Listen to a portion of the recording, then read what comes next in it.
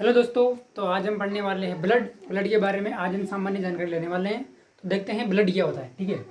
तो ब्लड एक प्राकृतिक कोलाइड है। प्राकृतिक नेचुरल जानते हो आप, जो नेचुरल चीज़ बनती है और नेचर में बनती है और नेचर में समाप्त हो जाती है नेचुरल चीज़। ठीक है। तो ब्लड एक प्राकृतिक कोलाइड है। कोलाइड क्या होता है? कोलाइड एक प्रकार का जो विषमांगी मिश्रण होता है। विषमांगी मिश्रण होता है जिसे सामान्य फिल्टर में से छानने पर गुजरता नहीं है। जैसे जैसे हमारा ब्लड एक कोलाइड है। ठीक है। ब्लड हो गया। ब्लड को छानने पर ऐसा तो नहीं है कि आरबीसी अलग रहेगी, डब्ल्यूबीसी अलग रहेगी, प्लेटलेट्स अलग रहेगी, हमें सामान्य आंखों से वो दिखेगी नहीं। दूसरा उदाहरण देख लेते हैं अपन किसका, दूध का। दूध को अगर आप किसी छन्नी से भी छान लोगे ना तो उसमें जो वसा है आपको बाहर से दिखेगी नहीं कि वसा निकल गई और दूध बाहर निकल गया। तो दूध और जो वसा और पानी को अपन सामान्य फिल्टर से अलग नहीं कर सकते, वो भी एक प्रकार का कोलाइड है। रक्त एक तरल संयोजी ऊतक है। तरल का मतलब लिक्विड होता है। ठीक है। क्योंकि अपने पूरे शरीर में रक्त बहता है तो लिक्विड है, तरल है। संयोजी का मतलब जोड़ने वाला। संयोजी यानी जोड़ने वाला, अपने हाथ पैर और सब चीज़ों को जोड़ने का कार्य करता है। तो संयोजी हो गया। ऊतक, ऊतक का मतलब होता है, ऊतक बहुत सारी कोशिकाओं का समूह ऊतक कहलाता है। जिसे अपने ब्लड में क्या क्या है, ब्लड में आरबीसी है, डब्ल्यूबीसी है, प्लेटलेट्स हैं।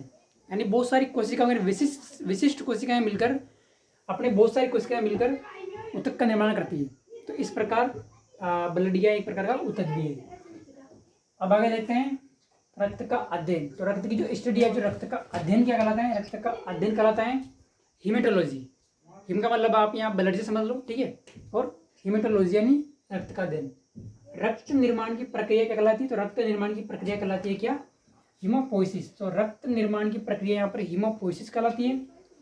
हिम यानी अपन ब्लड ले लेते हैं, और ओएसिस जहाँ भी आपको लिखा जाए ओएसिस तो समझ लेना वहाँ का निर्माण की प्रक्रिया वहाँ पर बताई गई है। शरीर में रक्त की मात्रा। तो शरीर में रक्त की मात्रा जो पुरुष होता है यानी मेल, मेल के अंदर 5 से 6 लीटर होती है, और लेडीज यानी फीमेल में 4 से 5 लीटर होती है। ठीक है। और वैसे देखा जाए परसेंटेज के हिसाब से तो हमारे शरीर में जो ब्लड की जो मात्रा होती है अपने वजन का 7 से 8% होती है। यानी आप ये मान लो, अगर आपका वजन 100 किलो है तो 7 से 8 किलो उसमें क्या होगा, ब्लड ही होगा। ठीक है। अब देखते हैं ब्लड का पीएच मान। अब यहाँ पर पीएच मान कितना है अपने ब्लड का, 7.4। 7.4 यानी हल्का सारी। आपको समझा दूँ कि पीएच क्या होता है। तो पीएच एक प्रकार की स्केल होती है। जैसे मान लो आप देख सकते हैं पीएच स्केल में 0 से लेके 14 तक अंक होते हैं। कहाँ से कहाँ तक? 0 से 14 तक। जैसे मान लो 0, 1, 2, 3, 4, 5, 6 ऐसे करके 14 तक होता है। यहाँ पर 7 मान लो, 8 मान लो। इस प्रकार का एक स्केल होता है। ठीक है। 0 से लेकर 6 तक तो क्या रहेगा अपना, क्या रहेगा, एसिड। यानी 0 से लेकर अगर 6 तक आपको बता दे कि पीएच मान 0 से 6 तक है तो वो उसकी जो वो रहेगी, उसका जो नेचर रहेगा वो एसिड रहेगा।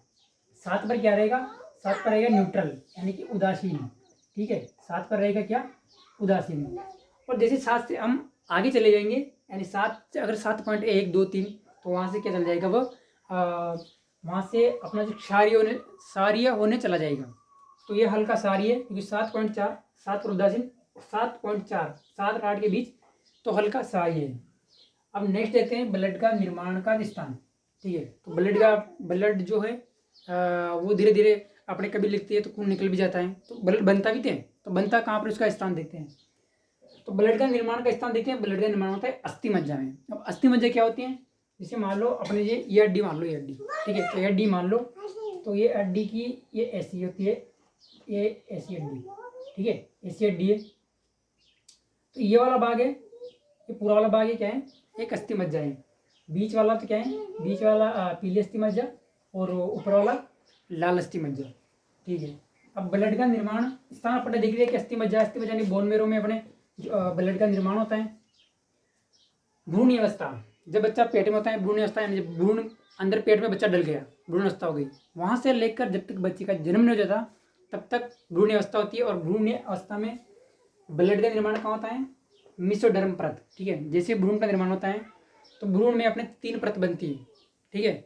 सबसे अंदर वाली एंडोडर्म, बीच वाली मिसोडर्म, और बगल वाली एक्टोडर्म। तो जो मिसोडर्म परत है बीच वाली, वहाँ पर से अपने क्या रक्त का निर्माण होता है भ्रूण अवस्था में बच्चों के अंदर। अब देखते हैं कोलेस्ट्रॉल।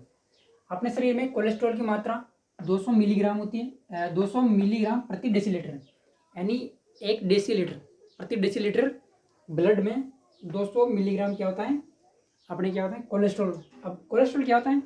कोलेस्ट्रॉल एक विषीय पदार्थ होता है जो अपने शरीर के लिए बहुत जरूरी है, यानी कोलेस्ट्रॉल अच्छा भी होता है और बुरा भी होता है। कोलेस्ट्रॉल क्या कार्य करता है? अपने हार्मोन का संतुलन बनाए रखता है, उनका कंट्रोल करता है, और उसके साथ साथ कोशिकाओं के निर्माण में भी कोलेस्ट्रॉल सही है।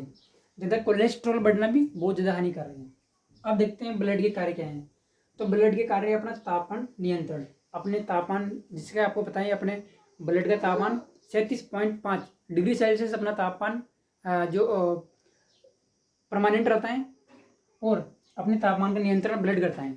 जैसे तापमान बढ़ जाता है, अपने बुखार आ जाता है और कम हो जाता है, तब भी अपने कुछ ना कुछ दिक्कत बॉडी में जाती है, तो तापमान का नियंत्रण ब्लड करता है। पोषक पदार्थों का परिवहन, जो भी अपन खाते हैं पीते हैं, पेट से होकर जो अपनी छोटी आंत बड़ी आंत उनसे निकलकर अपने ब्लड में घुलता है, यानी पोषक पदार्थों का परिवहन भी करता है। गैसों का परिवहन, गैस में हो गए ऑक्सीजन और CO2, यानी कि O2 और CO2 का परिवहन भी ब्लड के द्वारा ही होता है। और नेक्स्ट है उत्सर्जित पदार्थों का परिवहन, जैसे अपनी कोशिका के अंदर बहुत सारी क्रियाएं होती है, उनके तहत उत्सर्जित पदार्थों का भी निर्माण होता है, तो वे भी अपने ब्लड के माध्यम से उत्सर्जित पदार्थों का परिवहन अपने ब्लड के द्वारा होता है। तो आज की क्लास में अपने क्या देखा, ब्लड की सामान्य जानकारी देख ली कि ब्लड क्या है, एक प्राकृतिक कोलॉइड है, तरल संयोजक है। रक्त का जो अध्ययन करता है हीमेटोलॉजी, और रक्त निर्माण की प्रक्रिया हीमोपोसिस कहलाती है। शरीर में ब्लड की मात्रा 5 से 6 लीटर पुरुषों में और 4 से 5 लीटर महिला में होती है। वजन का 7 से 8% होती है। कोलेस्ट्रॉल 200 मिलीग्राम प्रति डेसीलीटर। बाकी अपने देख लिया कि रक्त का निर्माण अस्थि मज्जा में होता है। तो आज की क्लास में इतना ही। नेक्स्ट क्लास में हम देखेंगे प्लाज्मा, उसके बाद प्लाज्मा देखेंगे और RBC WBC प्लेटलेट्स देख लेंगे।